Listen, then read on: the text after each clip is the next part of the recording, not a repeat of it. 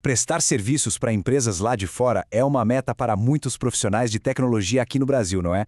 Mas para transformar essa oportunidade em um negócio sólido, lucrativo de verdade, é preciso ir além do código. Tem que entender da estrutura legal. Esta análise vai direto ao ponto, mostrando o caminho para atuar com profissionalismo, segurança e, claro, otimizando os impostos. Vamos então embarcar nessa jornada de 6 etapas fundamentais. A gente começa com a escolha da estrutura certa para a empresa, passa pela formalização, pelos contratos e recebimentos e chega na parte mais estratégica. Como pagar menos impostos do jeito certo para se posicionar como um negócio que é, de fato, global. Bom, tudo começa com a decisão mais importante e que, olha, gera muita dúvida. A escolha entre MEI ou MEI não é só uma formalidade. Ela define completamente a carga de impostos e as possibilidades de crescimento do negócio. E aqui está a pergunta que pode definir o sucesso financeiro da operação. A resposta curta e direta pode surpreender muita gente que está começando. E a resposta é um sonoro não. Esse é um dos maiores mitos do mercado. Como a Verse Contadores aponta, a legislação considera a programação e consultoria como atividades intelectuais, que não se enquadram nas regras do MEI. Tentar usar um código diferente para burlar o sistema é um risco enorme e é considerado fraude fiscal. Então, o ponto crucial é este. Enquanto o MEI é mais simples, ele é inadequado e ilegal para a exportação de serviços de tecnologia. A microempresa, a ME, no regime do Simples Nacional, é a estrutura correta. Ela permite um faturamento muito maior e, mais importante, abrange as atividades que realmente importam para o setor. E para formalizar como ME, é preciso escolher os códigos de atividade corretos, os famosos CNAEs. Estes são os mais adequados para desenvolvedores e consultores. A escolha certa aqui é fundamental, pois é o CNA que permite o enquadramento em regimes tributários mais vantajosos, como a gente vai ver mais para frente. Certo? Decidido pela MEI, o próximo passo é a formalização. Pode parecer um processo complexo, mas na verdade ele segue uma sequência lógica e hoje é quase todo digital, feito de forma bem ágil.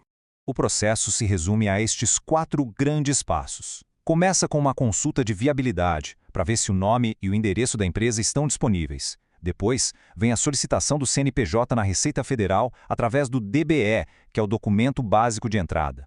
Com isso aprovado, registra-se o contrato social e, por fim, vem a liberação na Prefeitura para poder emitir notas fiscais.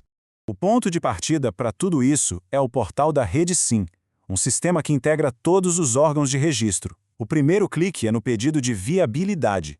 É aqui que o governo verifica se o nome e o endereço escolhidos para a empresa estão livres para uso. É o primeiro passo oficial da jornada. Com a viabilidade aprovada, ou seja, com o sinal verde do governo, a gente volta ao mesmo portal. O próximo passo é preencher o documento básico de entrada, o DBE, para solicitar o CNPJ. É neste momento que se informa oficialmente à Receita Federal quem são sócios e o que a empresa fará. Com o CNPJ em mãos, a empresa existe. Agora, vamos para a parte operacional. Como proteger juridicamente o trabalho e garantir que os pagamentos cheguem sem surpresas desagradáveis. Um contrato internacional bem feito é a maior segurança que existe. Ele precisa deixar claro quem é o dono da propriedade intelectual gerada, proteger informações confidenciais e detalhar valores e prazos.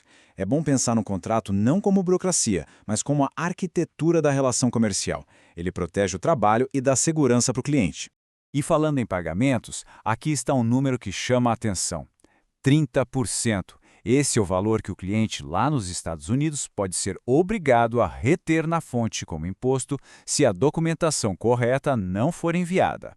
Para evitar essa retenção de 30%, existe o formulário W8.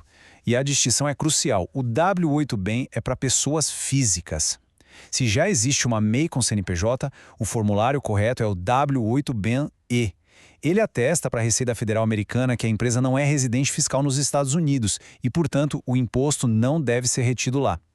Simples assim. Com a parte legal e contratual alinhada, vamos ao fluxo de caixa. Como receber pagamentos em moeda estrangeira e como emitir a nota fiscal corretamente para o cliente no exterior. Existem diversas plataformas especializadas que facilitam muitos recebimentos internacionais. Elas oferecem contas globais, taxas de câmbio bem mais competitivas que os bancos tradicionais e simplificam o processo de trazer o dinheiro para a conta PJ no Brasil.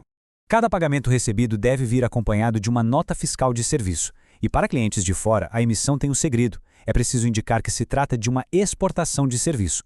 Essa pequena marcação no sistema da prefeitura é o que destrava importantes benefícios fiscais. E chegamos à parte que todos esperavam. Como a estrutura de ME no Simples Nacional, combinada com a exportação de serviços, pode levar a uma economia de impostos gigantesca e totalmente legal. Prepara, porque isso aqui é um divisor de águas. A chave para essa otimização se chama fator R. Parece complexo, mas não é. É um cálculo que divide o total de gastos com folha de pagamento, incluindo o próprio salário, prolabore, pela receita bruta total. O resultado desse cálculo define em qual tabela de imposto a empresa se encaixa. Agora, olhem a diferença absurda que o fator R faz. Se os gastos com folha são baixos, menos de 28% do faturamento, a empresa cai no anexo 5, com uma alíquota inicial de 15,5%. Mas se o prolabore é planejado para que o fator R atinja 28% ou mais, a mágica acontece. A empresa migra para o anexo 3 e a alíquota inicial despenca para apenas 6%. E este gráfico mostra o impacto disso no bolso de uma forma brutal. Em um faturamento de R$20 mil, estar no anexo 5 significa um imposto de R$3.100. Com um planejamento para se enquadrar no anexo 3, esse mesmo imposto cai para R$1.200. É uma economia de quase R$2.000 por mês, simplesmente por entender e aplicar a regra. E os benefícios não param por aí. Lembra daquela marcação na nota fiscal de exportação? Ela garante a isenção de impostos sobre serviços, como o ISS na maioria das cidades, e de contribuições federais, como o PIS e COFINS. As únicas preocupações fiscais se tornam o IOF, o Imposto sobre Operação de Câmbio, e o pagamento da DAS, a guia mensal que unifica todos os impostos do Simples. Vamos concluir unindo todas as peças. O que vimos aqui é um passo a passo para deixar de ser apenas um profissional que recebe de fora e passar a atuar de fato como uma empresa global.